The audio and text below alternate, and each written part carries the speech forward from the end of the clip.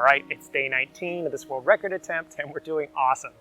This week, we're going to focus on regenerating my heart and my liver more so than my kidneys as we prepare for September 15th when we kick this program up to the next level.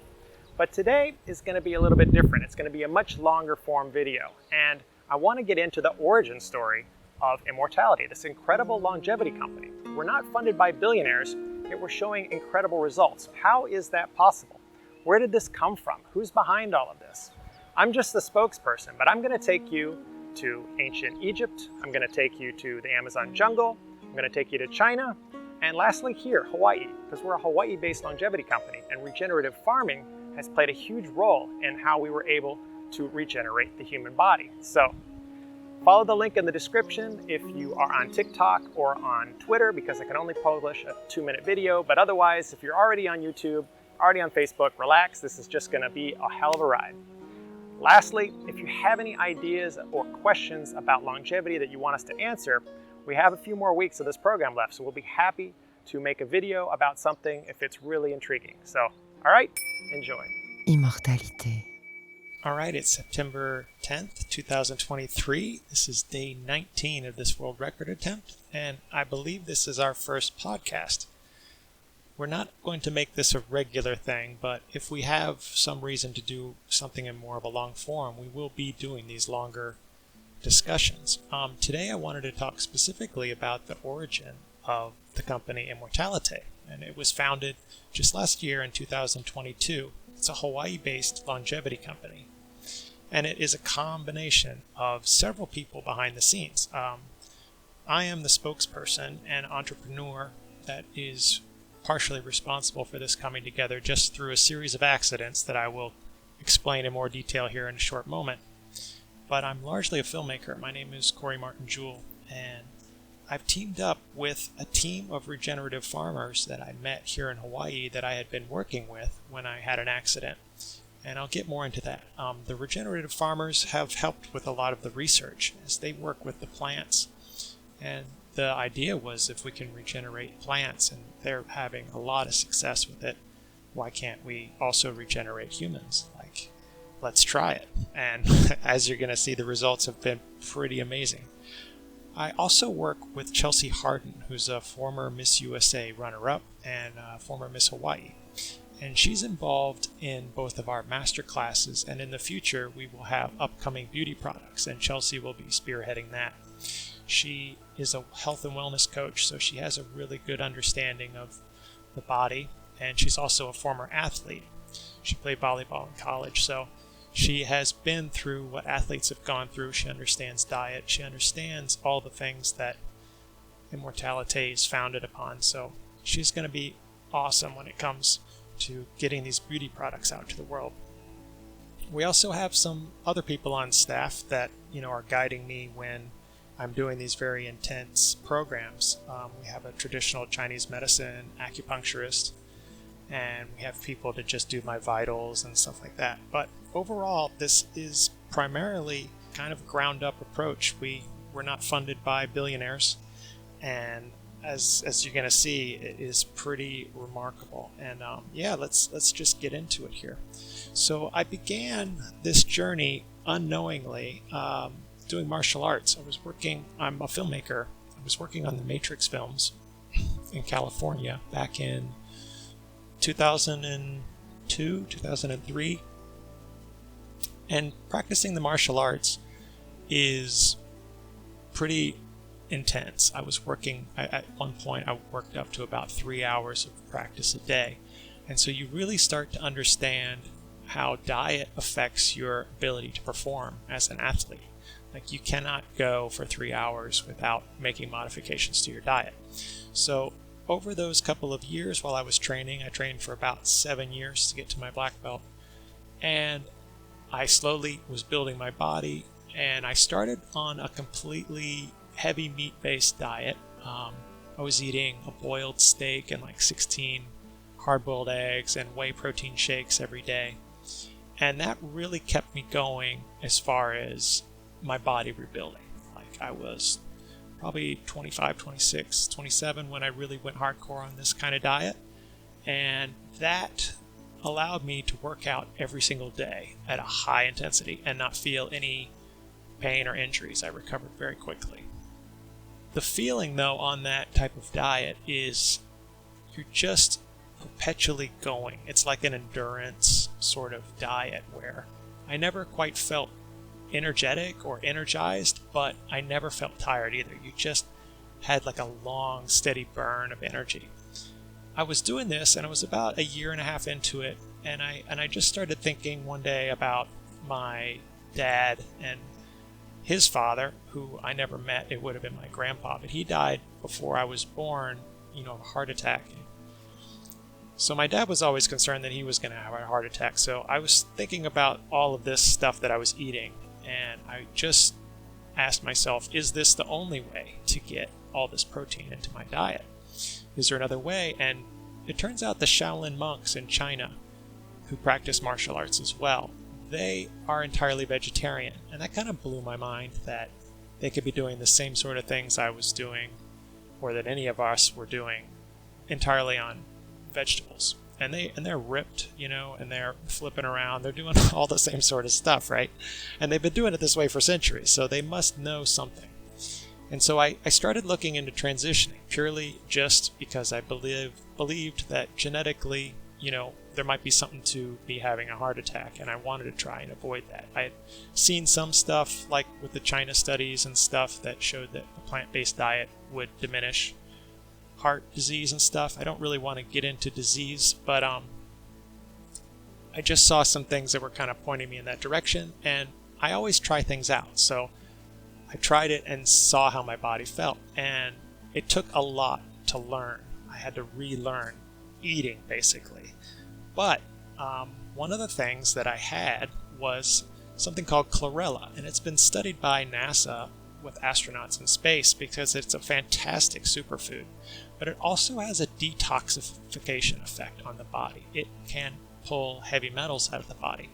So I did not know this. I just knew that it was green, and it was in my protein shake, my vegetable plant-based protein shake. And so instead of whey, I was trying something new, and I threw up. And so I called the company, and I'm like, look, guys, your protein shake is causing me, it's causing food poisoning, and you guys need to fix this or give me a refund or something. And they were like, no, what you're having is a detoxification effect, and it's totally normal, caused by this amazing substance called chlorella. And so that really kind of piqued my interest, because here I was working out 3 hours a day, and I thought I was kind of the pinnacle of what health is. Everybody's taught you're supposed to exercise a lot, you're supposed to eat well, and that's what I thought I was doing, and here I am just puking my guts up because I'm toxic on the inside. And so that kind of lingered in the back of my mind. A lot of these things that I'm going to talk about are kind of just like moments in time that kind of change things for me. So that was the moment that I really understood the power of some of these plants that they could have on your body, and how maybe what I thought was healthy wasn't exactly everything that I thought it was initially. So like when I had this chlorella, that was a very eye-opening moment. And a couple, probably a year or two later, I had been vegetarian for a while. At that point, I stuck with it, and I was feeling good. And I went to the Amazon jungle to learn more about, basically, I was a filmmaker. I saw this documentary that was being created, and they asked me for some help with doing the visual effects for this documentary. And this documentary was about a substance called ayahuasca, which is a plant-based medicine in South America. And I had never participated in any sort of thing like this, and I saw it, and it just absolutely blew my mind at what was happening in this documentary as far as people having incredible healing experiences. And I had been pushing myself so hard in the martial arts. If you've ever watched anything from David Goggins, you just know that there's an intensity to performance that really, if you're really driven, you can get to this level. And I couldn't feel much of anything in my life at that point. I was pretty dead. My heart, I couldn't feel life. Like, I was doing things, but I had just pushed myself so hard that I couldn't feel anything. So I was very interested in this substance, and the shamans that I met in the Amazon jungle, and plants. I knew the value of what vegetables could do to my diet. And so I was like, let's see what this is all about. I love experiencing things and learning from direct experience. So I did travel down to the Amazon. This is probably 2008. And at that point, I met the shamans there, and they had a long 1,000-year history, lineage of working with these plant medicines. And it absolutely blew my mind as far as what I believed was possible. I was seeing visions of the space interconnecting between people. Like, it was no longer air. Like, people were literally connected, and you lost a sense of separate identity. And I was a very scientific person, not that I'm not now, but I was very into Stephen Hawking's. I read a ton of physics, and I really loved that stuff, trying to understand reality, like what is going on here, whether that was black holes or what have you. But when you participate in one of these ceremonies, you could physically see things, and so you're not just understanding something at an intellectual level when you're reading a book. You are actually experiencing it. And so I could see different objects in the room, like the crystals, and I could see the shapes that extend around them. There are patterns that extend beyond the object. Like, if you think of dropping a pebble in a water, it makes a ripple. Or if you ring a bell, the air vibrates. Now imagine if you could see that air vibrating, and everything in that space vibrated at some level, and you could see those shapes and patterns, and that was amazing, to be able to see that sort of stuff, because it's actually happening. But when we weren't in ceremony, we were also walking through the Amazon jungle, and we were learning about the different trees that were there. It's more than just ayahuasca. I went to a place called Blue Morpho, and they have a fantastic tour there where they not only take you through incredible healings, but they also show like what things are going into your body, what trees, what plants, all these different medicines. And so that was a very, very eye-opening thing. I'm going to stress the visuals. The visuals aren't the most important part of a ceremony, but for the sake of talking about the interconnected space between us and vibration, that was a huge insight, to be able to see that stuff. And I took that with me. After that, I worked on Avatar, and so as a visual effects artist, I was using all those things and trying to get them into the film and stuff like that. And just an amazing series of synchronicities led me to that. After Avatar, I decided to start creating my own film called White Tiger Legend, and I've been working on that for some time now. It's an animated martial arts film, kind of like Kung Fu Panda, something like that. But I began physically producing it and doing the martial arts in it. So I choreographed a lot of stuff, and I went onto a motion capture stage. And for those that don't know, motion capture is when you put the dots or the lights and you wear this suit, and the computers capture exactly what it is that you're performing, and then you can assign that to an animated character, and it looks like they're doing the stunts. So day one of the stunts, I'm doing something, and I jump up on a stool, which is just an object that I'm going to later replace with something else. But I didn't stabilize the stool well enough, and so I jumped up on it. It was, a couple feet tall, and I fell off and I twisted my ankle pretty badly. And so I just powered through that, because you're paying for the time in the studio. You just got to keep going. Like, you cannot waste that time. After that session was done, my ankle was in pretty bad shape, but I knew I could just wrap it up, tape it up, and keep powering through it. So every week I would, heal it throughout the week, but when it came to the weekend doing that motion capture, I would re-injure it again, and I would re-injure it again. And so it came to the point where the ankle would re-injure very, very quickly, and it would swell up really quickly with the slightest little anything. Later on, as the filming continued, I went to China, and I planned this whole trip out to film all the backgrounds for the film. And when I was there on the second day, I got to Wudang Temple in the Wudang Mountains, which is the birthplace of Tai Chi. I would have gone to Shaolin, but Shaolin is much more crowded. Wudang was much more isolated.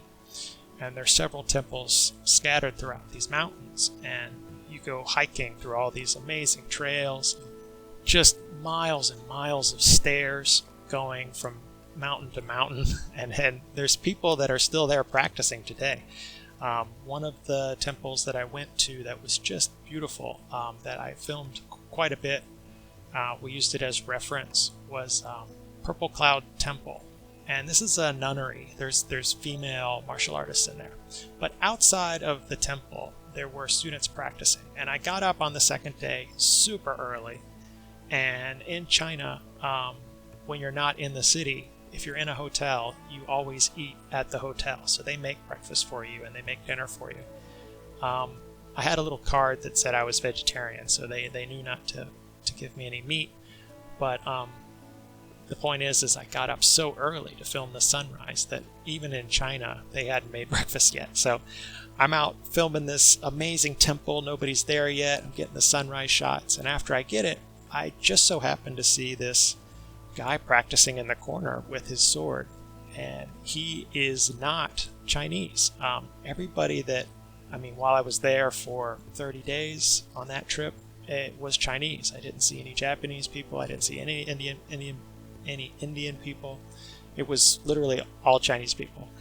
And so the point of saying that is that I saw someone who wasn't Chinese and he was Scandinavian, so I just went up to talk to him, just like, hey man, what are you doing out here? And I just totally assumed that he spoke English. He could have spoken any language, but luckily he did speak English. And we got to talking, and he was studying there and everything. And he helped me find a little place to get breakfast because I had missed breakfast. I got all the shots I needed. And it was just a little stand that they made me some tomato and noodle soup. It was delicious. But then I headed out for the day, and I went filming, and I got everything I needed to shoot that day. And on the way back to the hotel, I was coming down the steps, and I have my backpack on, I got all my camera gear, all my equipment, and I trip and I twist that ankle again. And it instantly just inflames. And so I'm hobbling at that point, and I'm walking past that same temple, and the guy that I saw earlier that morning was still out there training, and he was like, hey, are you all right? And I explained to him what happened, and he said, let me take you to see my teacher. And so we go to this small little house, and the master has this, I don't know what you call it, like a jar of herbs.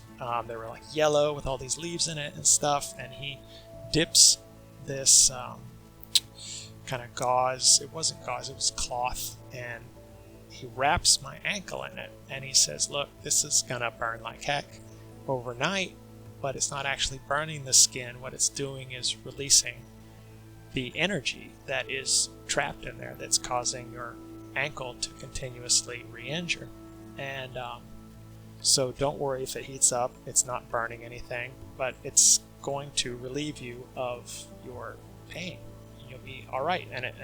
And he was right. The next day I woke up and it was almost as good as new. And the day after that, it was fine. So it was remarkable. And that was another key moment that I just kind of filed away. I didn't know what any of this stuff meant. I was just so ecstatic to be back up and filming because I had a long list of stuff that I needed to film. And so I was up on my feet again and going. And to this day, that ankle has not re-injured. So what he said was spot on. And, talking about energy, this is the birthplace of Tai Chi. So these people have a different understanding of the energy pathways of the body, which is one of the reasons that there's an acupuncturist here on staff. But that was another key moment. And so leaving China, a couple years later, I went to Egypt with a tour with the Resident Science Foundation. And they were going to the pyramids to spend the night in all 3 pyramids for some scientific experiments. And I had never been to Egypt. It was a bucket list item. I've always wanted to go. So I just jumped on it when I saw the opportunity. It was just a Facebook ad, literally. And I was like, I'm doing that. And I got on a plane, met these people I've never worked with before, and went to these amazing structures.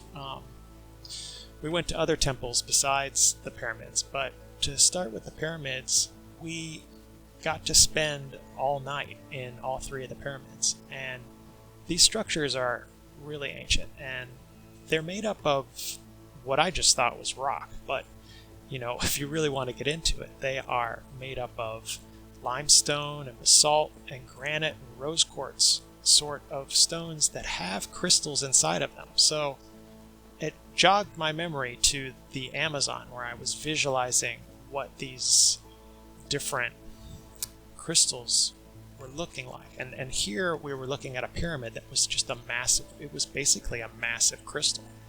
And when you stood inside of it, you could feel it. And, people sometimes say it's really hot in there, but what they're feeling is the heat in their own body as their shape, as they're being restructured, and the energy's moving through them. The moment I took my shoes off and I walked barefoot, I was so cool, and I was no longer overheating. And one of the other things that we saw at a nearby temple were these round pools. And so these crystals that were near these pools were structuring the water as well. And we really go into this in detail in the master class. After Egypt, I went to Hawaii, and I would go, often to New Zealand to work. But I got, during 2019, once the lockdowns happened, I was out playing soccer, and I tripped running full speed, and I landed on my my hand in a way that my elbow dislocated. And it just ripped, and I heard it rip, and it was a shock, because I'd never, here you think your arm is going to support you when you're landing, and now suddenly it's not. And the first thing I thought was, oh man, I've got to go to the hospital, and we're in the middle of a pandemic. This is the last place I want to go, because people there may be sick, and here I've just got a torn elbow.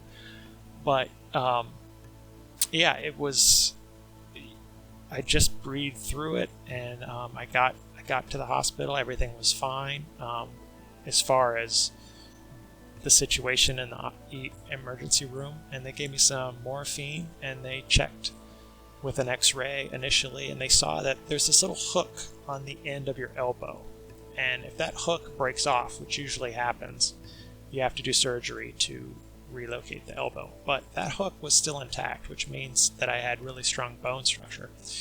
And so I gave myself a little pat on the back at that point, because I was like, yeah, see, my diet is pretty strong. I'm doing good. And they then decided that the best option was to pull, they figured out the way to pull the elbow. I pulled the forearm so that the elbow snapped back into place, and it did. And you can feel it go right back into position, and there's like this calmness that comes over the body, because it feels like everything's right again.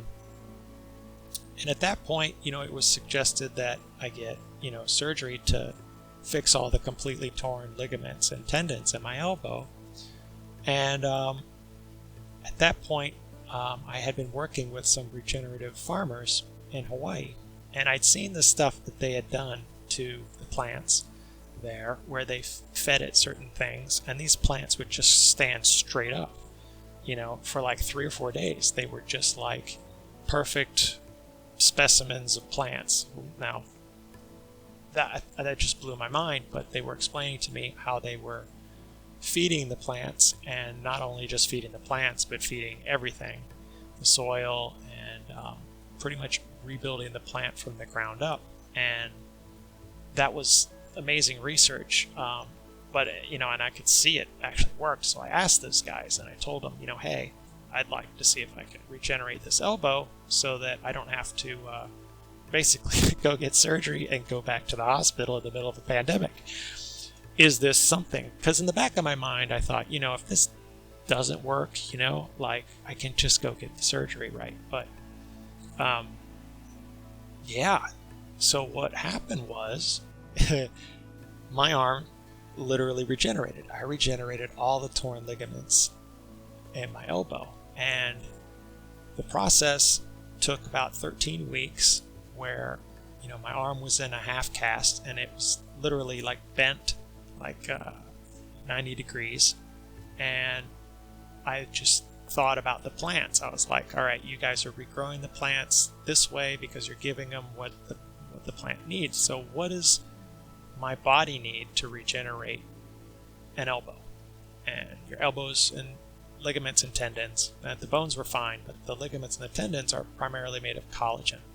So the best source of collagen is a plant, obviously. That's much more assimilable than an animal form. So I found a plant form in Irish moss. So I got a ton of Irish moss and I started blending it up, and I would drink that every day. But the other major problem with ligaments and tendons is they don't get enough blood flow. And I'm thinking to myself, like in the back of my mind, if you look at ChatGPT or anything, or look up, can ligaments be completely regrown? The answer is no. But I'm thinking, a baby, when it was born, it grew it. So there must be a way that they can grow. I just have to get blood flow there. So the blood flow was basically directed there using water. And I didn't know if, the ligaments were going to kind of wind together and reconnect, or if one was going to dissolve and a new one was going to grow, or what was going to happen. But after about 13 weeks, I was looking at the shape of my elbow when I took the cast off, and it was the same shape as my other arm. And I was like, whoa. It was a little bit skinnier because I hadn't used it, but it was filling in. And so at that point, I tried to move my arm. I tried to bend it, and it wouldn't bend at all. It was completely locked. And I remember, looking at physical therapy sort of things, physio things, and they recommended bending, your elbow so it wouldn't lock. This is something that people know not to do, right?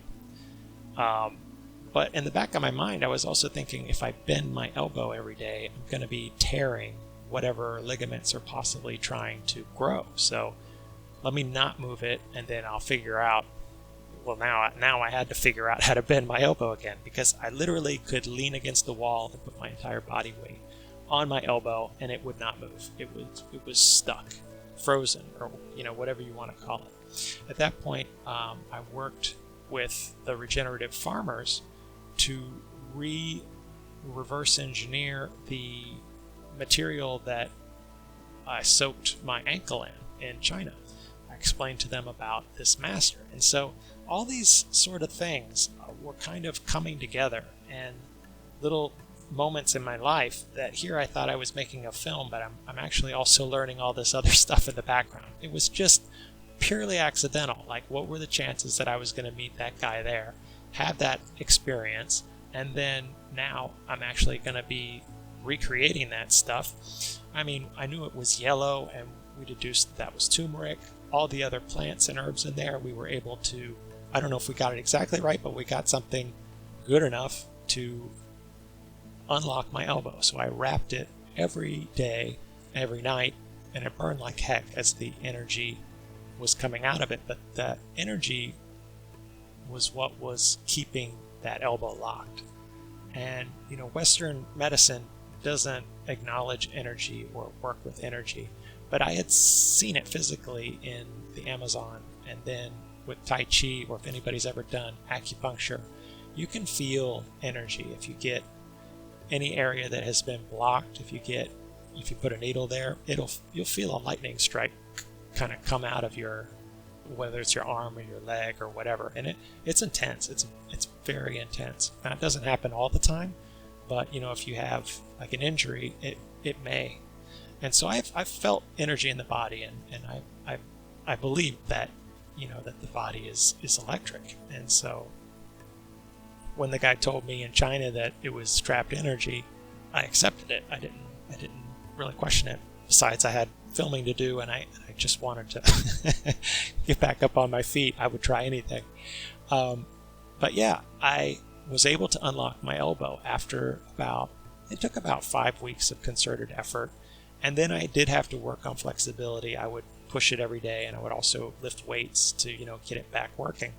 But, after, I don't know if that was 20 weeks or so of the whole thing, I had a fully regrown elbow, and that's not possible. And so I went to get an MRI done, and I have the scans, and we have the results, and everything is perfectly normal. It's 100%. It doesn't click, it doesn't pop, any of the problems with dislocation, there's no pain, it's as good as new. And, so when I was in there getting the MRI, they're asking me, like, so is there clicking, is there popping, like, why are you in here, what are we trying to solve? And I'm actually like, the thing is fine, I just kind of want to see that. And so then they're scratching their heads like, why would anybody get an MRI of their elbow if it's fine? So while I was in the changing room, I just came up with this idea that I needed to lift weights, and then I needed to know that if I lifted too many weights, would it tear again? Was it structurally sound? I mean, because that's really what I wanted to know. Like, is it 100%? And so, yeah, we got the results, and it was, and they, nobody asked, like, how did you do that? But I was thrilled, because now I have not just me saying so, but I have the evidence. And so now we have a product that can help regenerate people. And yeah, so that experience regenerating my elbow was kind of the precursor to working with these regenerative farmers to regenerate the entire body. So at that point, we started looking into longevity. Like, can we regenerate other organs? Like, if I can regenerate my elbow, which isn't possible to regenerate, what else can we regenerate? And we found that if you regenerate the kidneys are responsible for releasing stem cells from your bone marrow. They're the ones that are signaling it. So we designed these 3 products, the Immortalite and the Vitalite and the Probiotic. And these 3 tinctures are loaded with herbs from China that are all organic, and they're the highest quality wild harvested materials. But they are designed to regenerate the crucial organ of your kidneys. And from there, your body will use the stuff to regenerate other organs. But it's all through stem cells. So, your body is capable of producing stem cells, but as we age, and we diminish our capacity for regeneration by, various foods that we eat, and just by not basically taking care of ourselves 100%. And we really we dive deep into this, all the details in the master class. And from there, we went on beyond the master class, and we created a transformative longevity program, which allows people for 1 week to experience this regeneration at a high level on their own. And it comes with a DNA test as well, so you can measure your progress. We partner with Trumi Labs. But, these herbs are basic's strengthening your body. And so what we're doing at the moment, this world record attempt, there's several billionaires that have invested a lot of money into longevity, and their approach is very different from our approach. Our approach is, rather than calorie restriction or fasting to kind of prolong life, which is one way to do it, we're looking at regenerating. So if we can perpetually regenerate our body, then how much longer can we live? I mean, we've studied blue zones, we know what they're eating, we know that people already are living well past 100. In some places up to 120. Like you can get 5 generations of people living in one house. And it's just amazing how much longer these people are living than we are in the West. And so we already know the body's capable of that. But then we're seeing other animals like the Greenland shark that lives over 500. And those have been studied, and we know now why they are living that long. And so, and we go into all this in the master class, but I just want to highlight it here because the capacity for human lifespan is, people hear this stuff and they go, well, that's not going to happen, or that's really unnatural, or there's some sort of scam to get me to just buy something that's not going to work. But this research, and specifically, there's another billionaire named Brian Johnson who's started, doing some very intense stuff to his own body, trying various different things on himself. And he set a world record for 5.1 epigenetic years younger in 7 months. So he was able to de-age himself by 5.1 years using a test called DNA methylation. And I was just mentioning that with the Trumi Labs, but that's what we use to measure. It's the gold standard test. But his world record is like kind of a marker for showing that we can begin to reverse this process, and maybe we can slow aging entirely. I mean, if we can perpetually regenerate the body and keep it clean enough so that, and protect the DNA enough that it perpetually creates a coherent, non-corrupted system, then we're not sure how long we can live. We really don't know. And on one hand, I kind of want to say we're not trying to live forever, but the reality is that we don't know how long is possible at this point. And it's very, very exciting, because if you can stay in your body significantly longer, you can achieve more things. You can, if people want to colonize space, you don't have to worry that, you're not going to make it to the end of the journey, or, there's so many reasons to live longer. But the primary one is just we want people to have better quality years so that they are enjoying their life to the fullest, rather than kind of degenerating and spending their last years not being able to do everything they want to do. We want people to be climbing trees and stuff like these Blue Zone people, having a great time all the way until their last days. I mean, everyone leaves their body. We're not trying to, like I keep saying, we're not trying to live forever, but, because there's something to the other side as well, like having these experiences. There's more to life than the human experience. But, what's the rush? Like, we got plenty of time. Let's stay here and see and do amazing things and enjoy. Like, this is a gift. This is just the most amazing reality when you're free from a lot of the day-to-day constraints of life, doing a job and all the other things that we have to do. But, in general, this is absolutely amazing, and yeah. So why wouldn't you want to stick around for as long as you can? And so, yeah, that is the origin story of how Immortality came to be. I mean, we're here in Hawaii, and we hope to, within the next few months, start doing personal, in-person longevity programs. But first, we need to reach this record.